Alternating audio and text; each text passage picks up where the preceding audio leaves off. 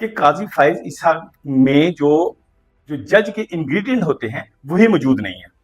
جج کے انگریڈینٹ جو ہیں اس میں جو خصوصیات ہونی چاہیے وہ اس کی امپارشلٹی ہوتی ہے کہ وہ اس کو غیر متنازع ہونا چاہیے، کسی طرف نہیں ہونا چاہیے، اس کو ریزونیبلنس ہونی چاہیے، سوچ کے بات کرنی چاہیے اس کے اندر. اور سب سے جو اعلیٰ اور ضروری چیز ہے وہ ہوتی ہے پیشنس، تحمل ہونا چاہیے.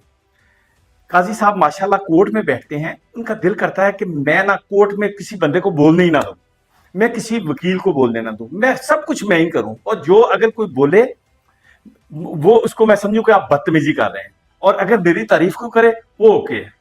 قاضی صاحب میں بیسک جج کے انگریڈینٹ ہی موجود ہیں. یہی اسدالت انہوں نے کہا ہے. انہوں نے کہا کہ آپ عدالت میں کسی کو بولنے نہیں دیتے، آپ بدتمیز ہو، آپ جھوٹے ہو، مکار ہو، اور آپ نے آج تک مسلسل 13 جنوری سے لے کے اب تک جو کام آپ کر رہے ہیں